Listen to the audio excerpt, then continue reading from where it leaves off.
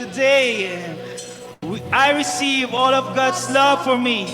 Today, I open myself to the unbounded, limitless, overflowing abundance of God's universe. Today, I open myself to God's blessings, healing, and miracles. Today, I open myself to God's word so that I become more like Jesus every day. Today, I proclaim that I'm a God's beloved, I'm God's servant, and I'm God's powerful champion. And because I am blessed, I am blessing the world. In Jesus' name, amen and amen. Yes, hallelujah.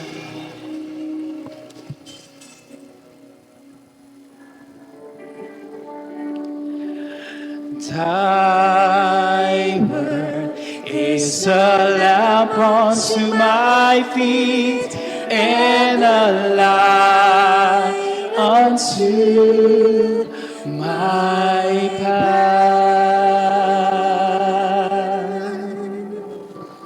Thank you po sa worship ministry natin, especially for team. Come on, let's clap our hands to Jesus.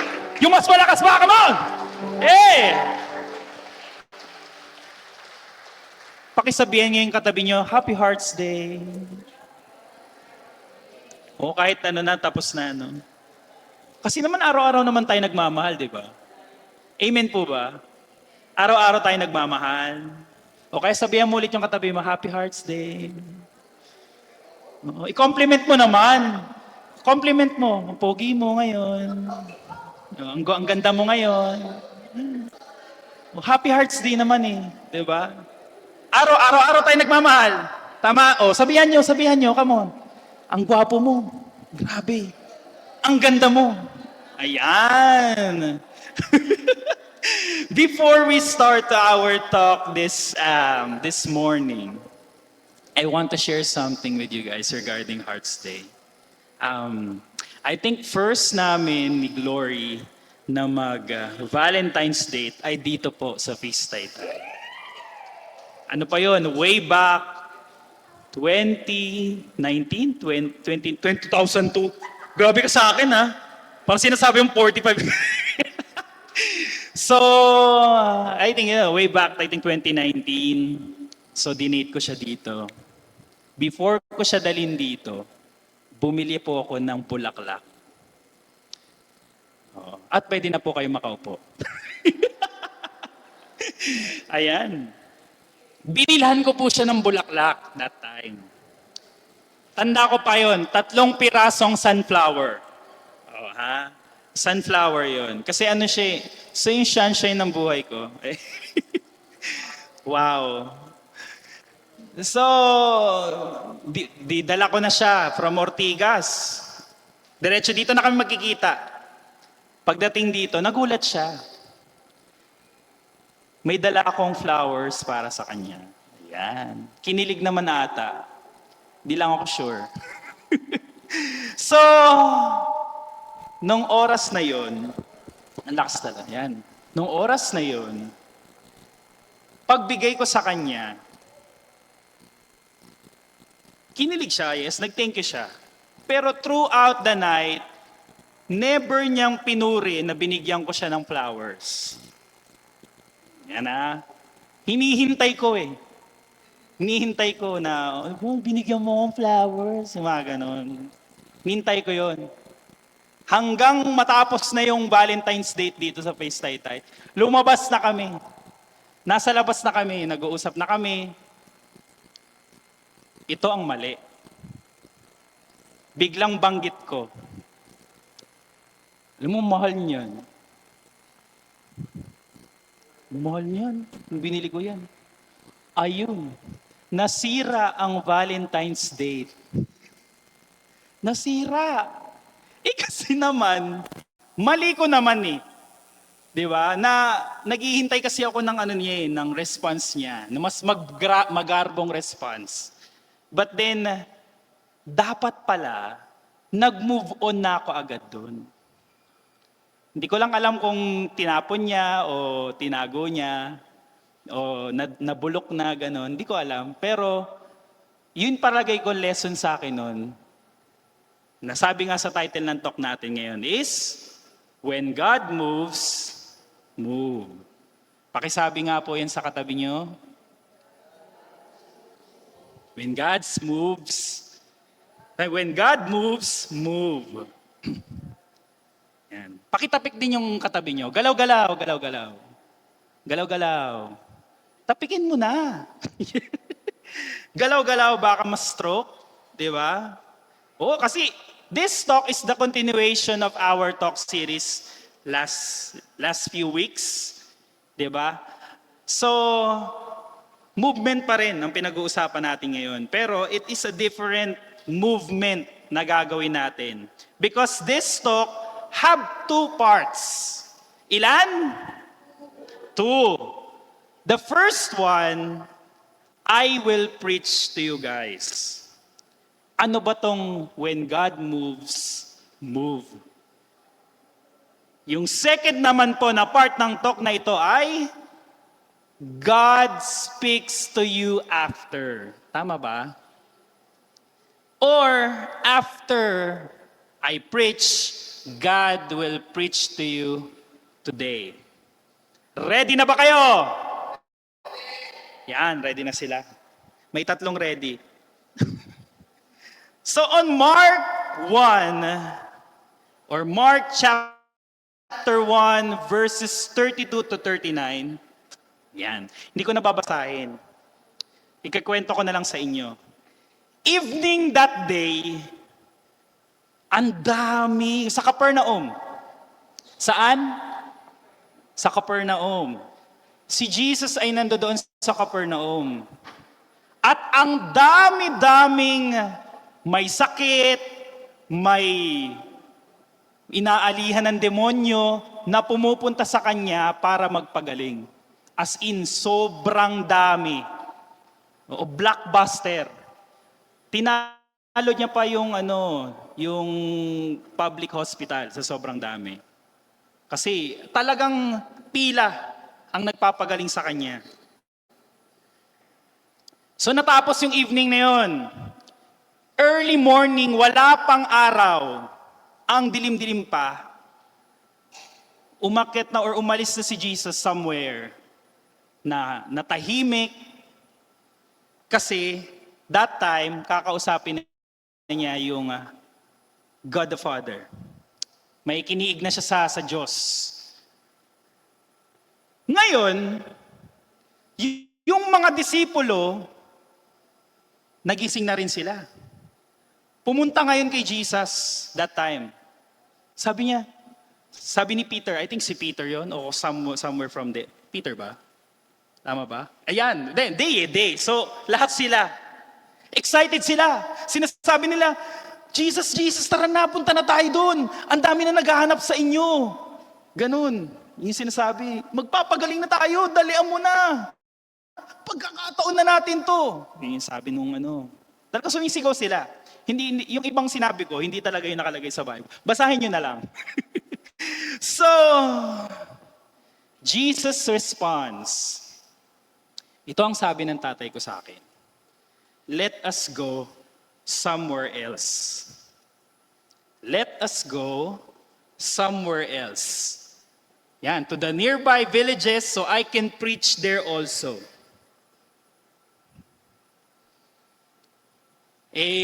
Bakit mo naman kwento sa amin yung Bible story na yan? Parang narinig niyo na ba tong kwento na to? Hindi, di ba? Hindi siya usual na Bible story na David and Goliath or Adam and Eve o yung pinagaling niya yung may humawak sa kanya dito na babae. Hindi siya ganun eh. It is different story. So here's the catch of this story. Iisa-isahin natin kung ano-ano yung mga bagay-bagay sa storya na to. Ready na po ba kayo? Ready. Evening.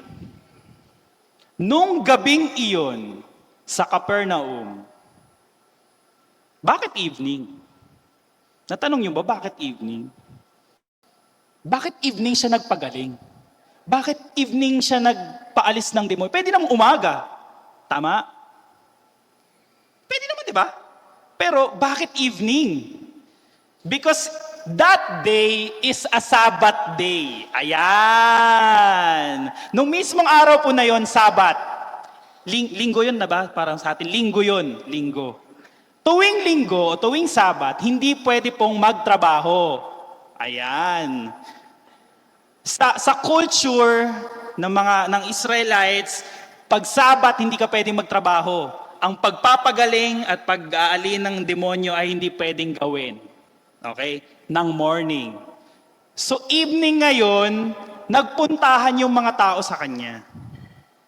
'Di ba? Ano pa yung ibig sabihin ng evening ngayon, Kuya Arcel? Yung evening na yan din means chaos. Bakit? Imagine mo gabi na. 'Di ba? Pwede namang magpahinga na 'di ba? Pwede namang wala nang gawin. Pero sobrang daming tao yung pumunta kay Jesus that time. Chaos talaga siya. Imagine mo, paglabas mo ng bahay mo, ang daming may sakit, ang daming iba-iba yung sinasabi, iba-iba yung boses. 'Di ba? Yung iba palagi ko nagkikisay, talagang nagma-manifest pa yung demonyo, 'di ba? Talagang chaos pag pinicture out natin, sobrang chaos nung moment na 'yon. Amen? Amen. Pero ang tanong, masama ba yung ginawa ni Jesus? Anyone? Masama? Yes or no? No, tama, no. So technically, success yun. Imagine mo, sikat ka na. Sikat kang nagpapagaling, sikat kang, di ba, nag-aalian ng demonyo. Maraming problema ang kayang lutasin ni Jesus that time. Di ba? Pero, mismong umagang-umaga na wala pang araw, ay umakyat na si Jesus sa isang quiet place. And a quiet place in a different language, which is eremos. Eremos. Meron ba dyan? Yung eremos? Wala? Okay. Eremos means wilderness. Pasabi nga po sa katabi ninyo, wilderness. Ayan, wilderness. May naaalala ba kayong kwento ng wilderness? Yung kay Moses. 'Di ba? Tinapon sila sa wilderness. Hindi naman tinapon. Pumunta sila sa wilderness for 40 years. Paikot-ikot sila doon. They encountered God, ang dami nangyari. May napaulan ng mana, nagpaulan ng pugo, tama no?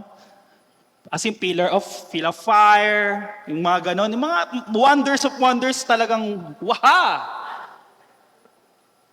Pero that time they failed to obey. But Jesus, in this story, in the wilderness, encountering the Father, He obeys. Sumunod siya. Paano siya sumunod, Kuya Arcel? Naiisip niyo ba, paano sumunod si Jesus that time? Okay? Mamaya po, ikikwento ko paano siya susunod. Paano siya sumunod. Okay? So, bakit siya umakyat doon para tumahimik? Kasi alam niyo po, sa buhay, or that time, maingay yun yung gabing yun. Possible pa, pag may napagaling siya, papalakpakan yun. Ang galing mo, Jesus! For sure yun. May palakpakan pa yan, may sigawan. Anong feeling ng tao na pinapalakpakan at sinisigawan? Ba, nakaka-proud yun? Yes, ito na yun. This is it. Diba? Kaya nga, yung disipulo that time, hinabol si Jesus. Sabi sa kanya, hinahanap ka na ng lahat. Tara na. Bakit ginawa yun ni na Peter o ng mga disipulo? Opportunity. Again, pasabi nga sa katabi nyo, opportunity. Opportunity na nila na mag-success. Imagine niyo, Ang daming tao talaga na pinapagaling, na nabibigyan ng tamang lunas and all. Excited sila. Technically, excited lang yung mga disipulo kasi matagal na nilang hinihintay yan. Kasi nga, di ba, ang sabi ni Jesus sa kanila, He is the King. Siya ang hari. So parang nagkakaroon na ng kulay ang hari nila. Pero, hindi, bago yung pero, kahit ako po, kung ako man yung disipulo, may excite din ako nun. Palagi ko kayo din. Kunwari, this time siya, no, si Jesus, imagine natin. Si Jesus, nandito, tapos pila dyan sa labas ng feast. Baka nga hindi na natin pauwiin yun eh. Dito ka na lang, Jesus, kami ang bahala. Lagyan natin ng dito. Di ba? Possible lang, papagandahin nyo pa yan. Lahat ng ilaw, ilalagay nyo. Lahat ng LED, lahat talaga ilalagay nyo dyan. Di ba? So, tao lang yung mga disipulo. Logic ang umiiral sa kanila na dapat hindi nila i-waste o don't waste the opportunity. Do you get me, guys? Okay pa naman tayo? Ayan. So, but here's Jesus' decision. Hear me out. Lend me your ears. Ang sabi ni Jesus ay, let us go. Tara, alis tayo dito. Bakit? Okay na eh. Pwede na eh, di ba? Amen? Okay na eh. Ito nangyayari na to eh. Pero bakit sasabihin ni Jesus na, let us go somewhere else? Preach tayo sa iba. Kasi nga, nakausap na niya ang Ama. Nung nag-quiet place siya, kinausap niya ang Ama. Ang sabi ng Ama, skip na kayo dyan, move na kayo.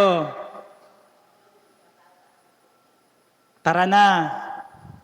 Bakit? Because Capernaum is Jesus' comfort zone. Comfort zone ni Jesus, yung Capernaum. Imaginin mo nga, sikat ka na, baka nga kung si Jesus ay hindi si Jesus, nakahiga na lang si Jesus dyan, tapos binibigyan ng ubas, pinapakain ng ubas na ganun. Diba? Comfort zone, nandito na lahat.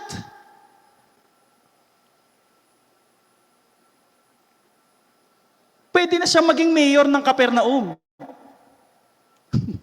Di ba? Pwede siyang mangumpanya na nun. Sikat na siya eh. Sa Pilipinas nga, di ba? Pag sikat, mananalo sa eleksyon, next election. The same.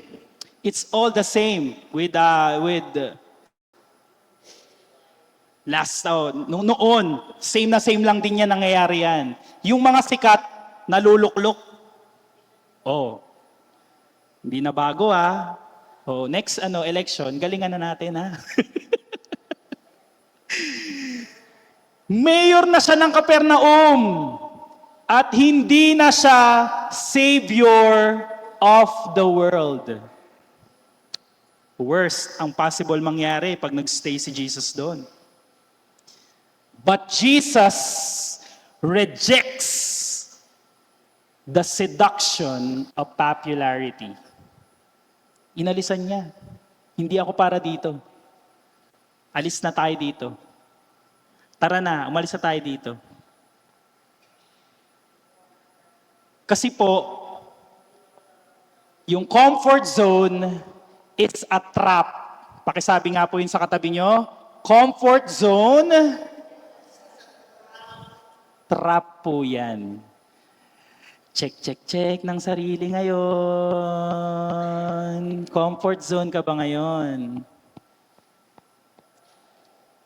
Trap po yan. Si Jesus yan hindi na ako nagsabi niyan. Diba? Kasi po, ito yung warning. Beware of this. Ayan Ayan. Beware. Success steals discernment. Yan pakisabi sa katabi mo, success steals discernment. Totoo naman, pag marami ka ng pera, nasa iyo na ang lahat, bakit ka pa kakausap sa isang Diyos? Tama po ba? Komportable na ako dito, Lord. Meron akong iPad, may iPhone 17 Pro Max, fully paid. Meron akong Nintendo Switch. Meron akong anak, 10 anak ko. Tapos maganda yung asawa ko. So, ang ganda ng negosyo ko, Lord. Illegal nga lang. 1 year lang to, Lord. Tapos retire naman na ako. Do you get the point, brothers and sisters? Na alam niyo po na sometimes the enemy of your future is your present success. The enemy of your future is your present success. Because when you settle, you stop. No, check ulit, check, mic check. Nagsisettle ka ba ngayon for less? Mahal ko naman siya. Ang gwapo niya, ganun. Tapos ang dami-dami niyang pera. Binubugbog lang ako. Tsaka nung bababae siya. Lord, siya na lang. You settle for less. You start discerning.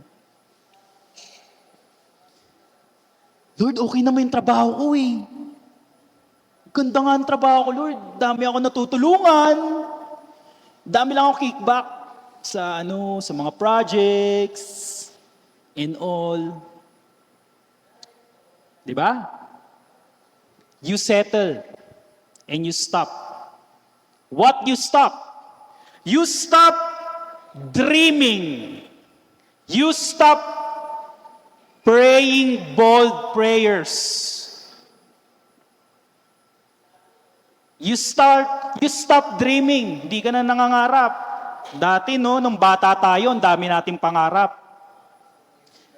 Pangarap kong maging si Goku, mag-Super Saiyan. Pangarap kong, di ba, mag-Paris, France. Pangarap kong maging milyonaryo, makatulong sa marami. Ang dami mo talagang ang dami mong pangarap nung bata ka. Pero when you are on your comfort zone, you stop dreaming. You stop praying. But Jesus wants us to move again. To move again. Ano ulit yon? To move again. Sabi nga, when God moves, when God moves, sinabi nyo yan, Sinabi nyo yan, Nakikinig sa inyo, ayan, Oh, Lord,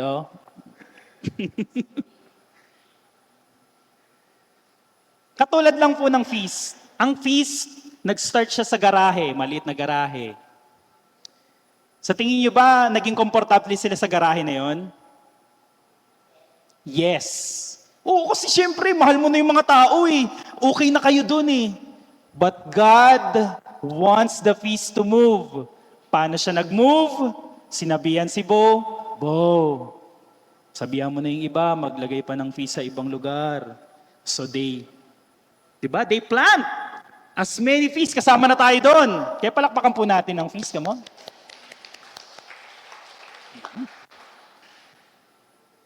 Tapos, sa tingin nyo ba, nagsettle na sila doon?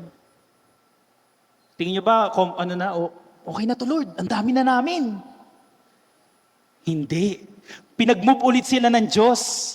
Hindi nila alam to kung paano niya gagawin, paano nila sisimulan, paano nila tatapanihin, paano ma-execute, paano rin nila, inisip din nila, paano to mangyayari? Kirigma Magazine. They published the first Catholic inspirational magazine. As in, di ba, ang dami pa naging best-selling books ang Kirigma. Amen? Or ngayon, nagbago na yung Kirigma Magazine, naging feast books na. Talagang pinalaki pa ng Diyos nung nag-move sila. Ngayon, nung nagkirigma sila, tumigil na kaya si Bo o yung lahat ng leaders noon? Settle na sila doon? Hindi. Nag-move ulit sila kasi sinabihan ulit sila ni Jesus, move ulit kayo! This time, ministries to the poor naman. Yan na yung may anawin. Yung dito sa atin, ano yun? Yung sa prison. Tama po ba yan? Yung prison ministry, di ba? Tapos may mga bahay ampunan, pati marami. Napakadaming ginawang ministries to the poor ang feast. Nagsettle na kaya sila after nun? Hindi pa din, no? Pinag-move ulit sila ng Diyos. Imaginein mo yung nangyayari that time, kada pace, pwede namang mag-settle na sila, okay na yung ministry na to, Lord. Tumaan. Ito, Lord, inaano na namin matatanda, okay na to eh. Tapos yung mga cancer patient, pinapalagaan na rin namin, okay na to eh. Pero yun nga, again, when God moves, move. Kaso, hindi tayo nagmo-move. Kasi, nagka-camping tayo dun sa comfort zone natin. May nakatayo na bahay, ginawa mo ng bahay yung comfort zone. Ano-ano yun? Ano-ano yun?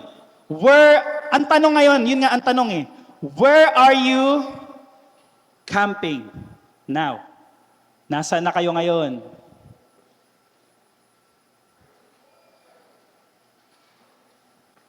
Sabihan mo yung sarili mo, tanongin mo yung sarili mo ngayon, saan kaya ako nagka-camping ngayon?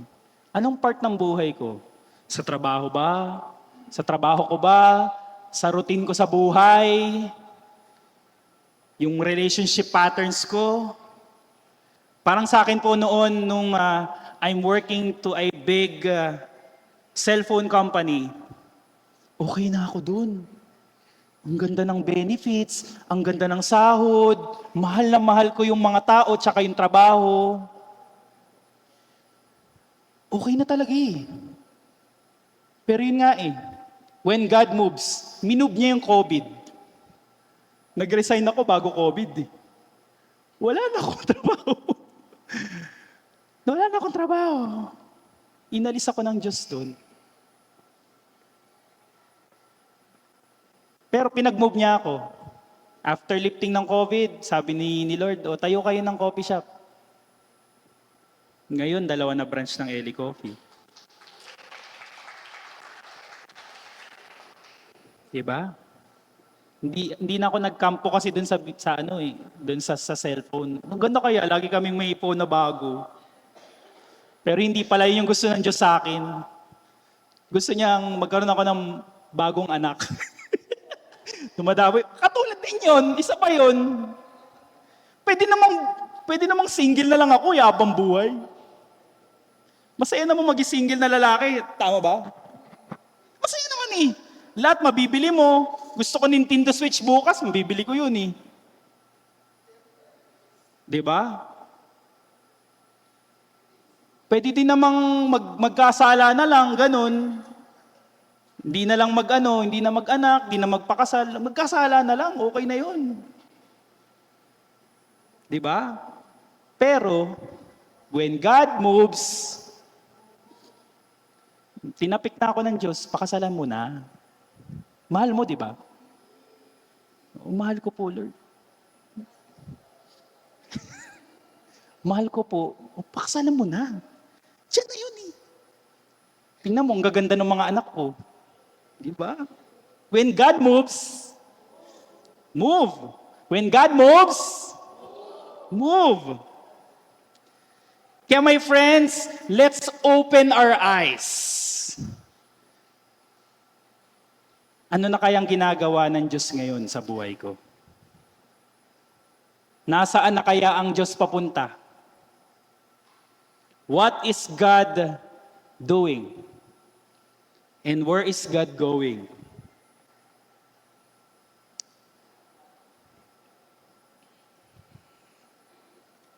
And now, this time, let God preach sa inyo ngayon. Again, now, let God preach. Because like Jesus, umalis siya dun sa noise. He left the noise. Umalis siya sa Capernaum. Tapos, niyakap niya yung silence. Niyakap niya yung solitary place na yon, yung quiet place, para makausap niya ang Ama. And after that, he rediscovered his call na lumipat at mag-preach sa iba pang lugar. Now let the Father whisper to you. Hayaan niyo siya ngayon, nakausapin kayo. On the next part of I will saying sa inyo ngayong araw na ito. Ready na po ba kayo? Unang tanong, bakit tayo nabubuhay? Sa tingin ninyo, bakit ka nabubuhay? Bakit tayo nabubuhay? Nga no, Lord, bakit ba ako nabubuhay? Nabuhay ba ako para maging pogi lang? O maging inspirasyon sa maraming tao? Pogi lang ba ang ko dito sa mundo? Or, Lord, ano ba ako? Isa ba akong patatas? Isang patatas lang ba ako? Dito lang ako sa may gilid, Lord. Yeah. Tabi lang ako dito. Itong purpose ko, Lord. Ano lang ako? Patatas lang ako. So ano ang purpose natin sa buhay? May naiisip na po ba kayo? May naiisip na po ba kayo? Kung wala pa kayong naiisip, go to the wilderness. Go to a quiet place. Go somewhere. Magbundok ka.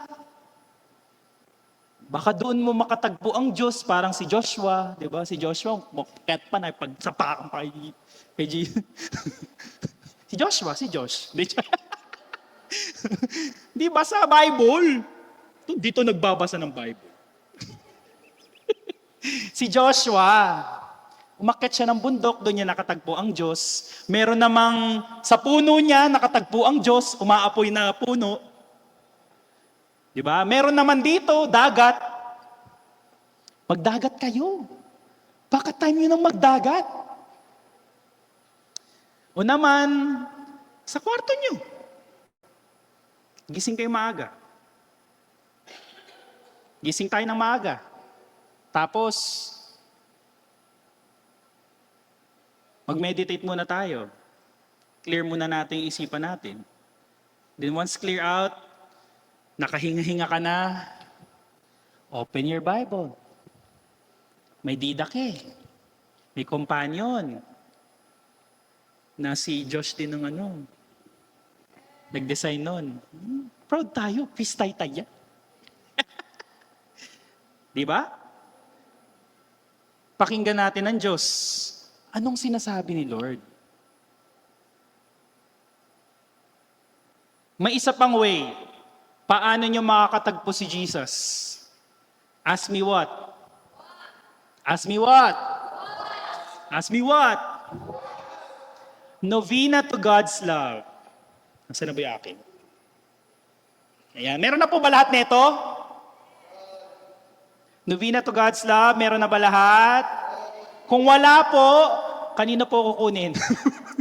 Oo, sa mga ushers natin, tama, no? Tama, sa mga nakapulang magaganda po dito. Ayan, puntahan nyo lang po sila, hingi lang po kayo. May bayad po, sa akin kayo magbayad. Walang bayad to, walang bayad. Oo, walang bayad. Bakit ito? In this novena, you can write on your 7 dreams. Oh, pwede, di ba? Pwede niyong basahin yung mga nakalagay dito. Marami ditong pwede kayong basahin. Pero, paano kayo magsisimula na mag-novena to God's love? Madali lang. Mag-isip kayo ng 1 at 2 dreams na isusulat nyo dito. Kung wala pa kayo this year, perfect time to ngayon to write down your new novena to God's love. Pero this time, meron sa inyong challenge si Lord. Pakisabi, ano? Ano? You should dream big. Pwede ba yun? Kaya ba? Kaya, no? 1 at 2 lang muna. Sulat mo dito. Maging kamukha ko si Piolo. Pacquiao. Piolo Pacquiao. Ganun.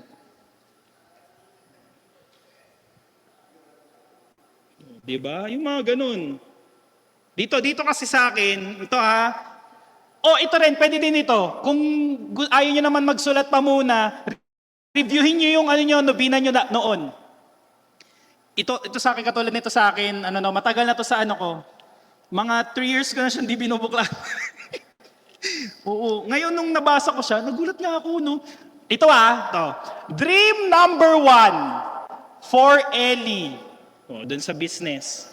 20 franchise of Ellie Coffee by year of 2023. Nangyari? Hindi. Pero may ginawa naman ng Diyos. 'Di ba? This 2025, we open our first franchise. 'Di ba? Sumunod sa dream ko, hindi ko na babasahin lahat Ito, dream number 3, Papa and Mama complete restoration of health by 2023. Nangyari? Honestly, no. Pero alam na namin yung sakit ng tatay ko. Na yung lunas niya napakamahal. Wala dito sa Pilipinas. So, yung nanay ko naman, gumaling naman na yung sugat niya sa ulo. So, meron pa rin pala. Diba? Body weight, 70 kilos.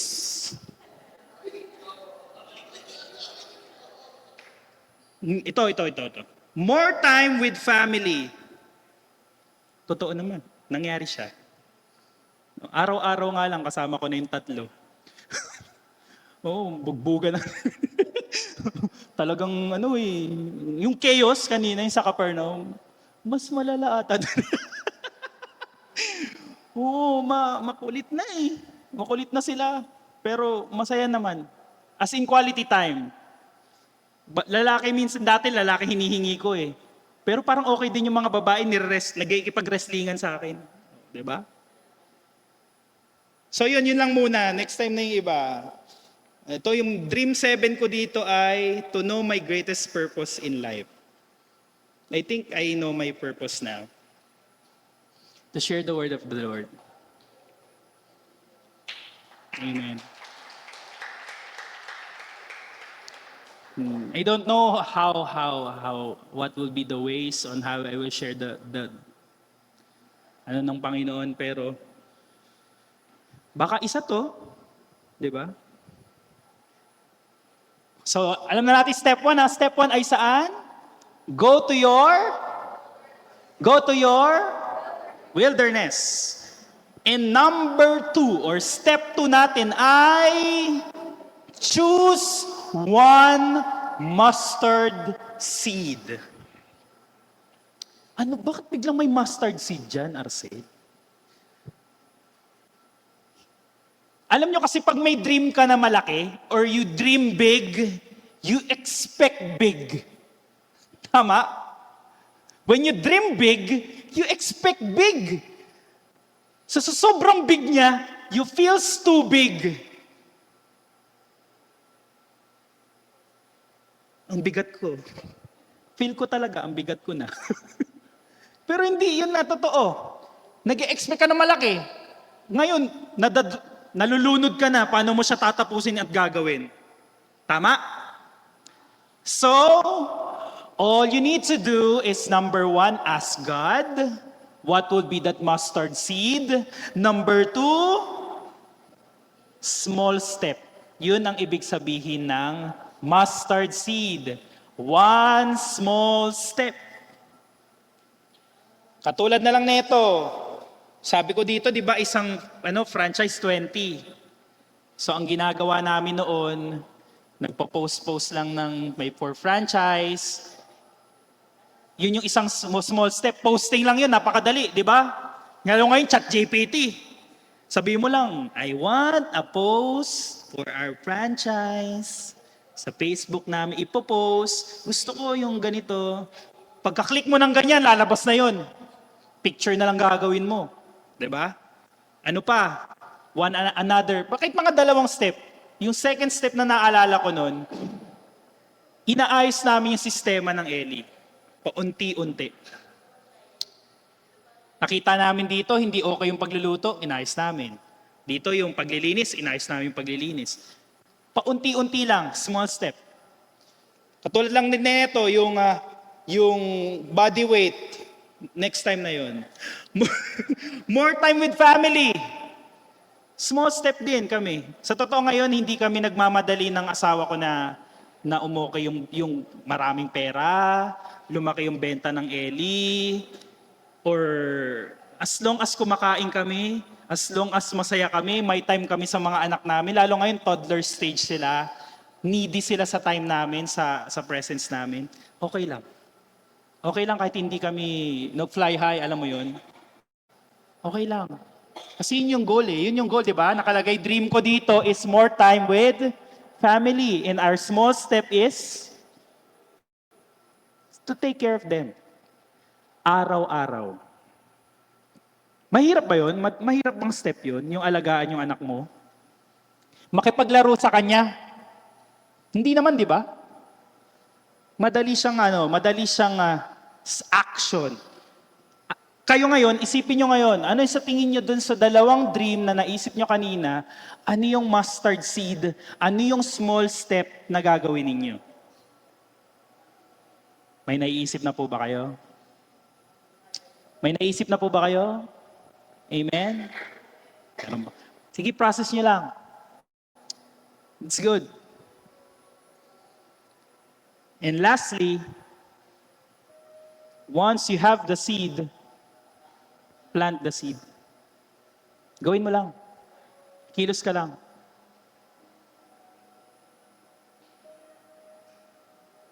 Kahit mahirap. Kahit hindi mo naiintindihan. Kilos lang. One step, after step, after step, after step. Plant the seed. Plant the seed. Plant the seed.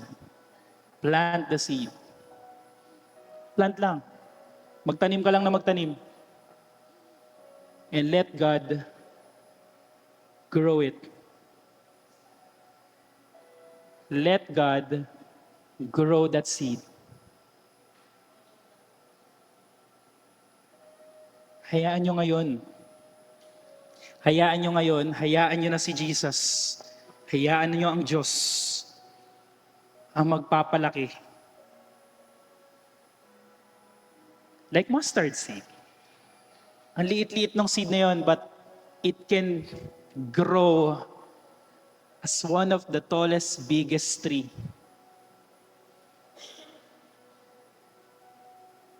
Pwede bang sabihin niyo yun sa sarili niyo? Plant the seed and let God grow it.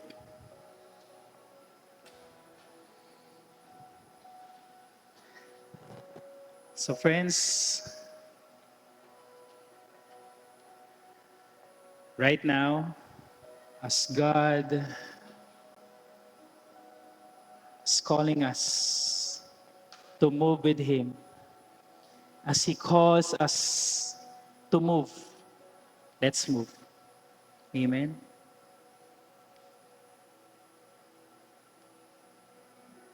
Kahit mahirap, kahit napakahirap. Brothers and sisters, let's stand up. And let's pray. Let's raise our hands so high. Come on. Taas natin ating mga kamay as an act of surrender.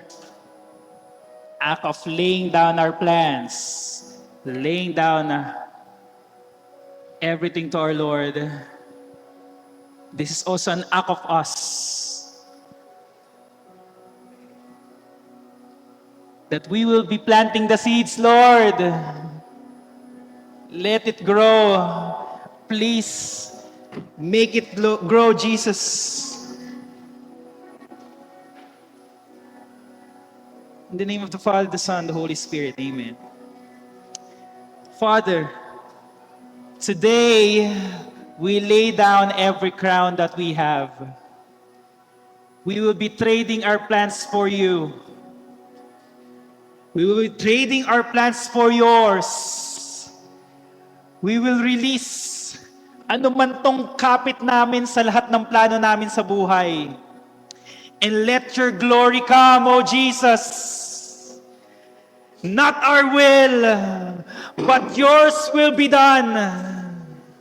Not our kingdom, but yours reign in us, Jesus. Hindi kami, Panginoon, ang maghahari sa aming buhay, kundi ikaw, O Diyos, ang uupo sa pusong ito, maging hari ng aming buhay ngayong oras na ito. Kung kami, Lord, komportable na kami ngayon, move us, Jesus. Kung we are settling for less, Lord, move us, Jesus. If, Lord, nadidistract na kami sa nangyayari sa buhay namin, align us, Jesus. Kung sa tingin mo, Lord, ito kami, Panginoon, yumayabang na din kami. Pinagmamalaki namin mga sarili, Lord, humble us.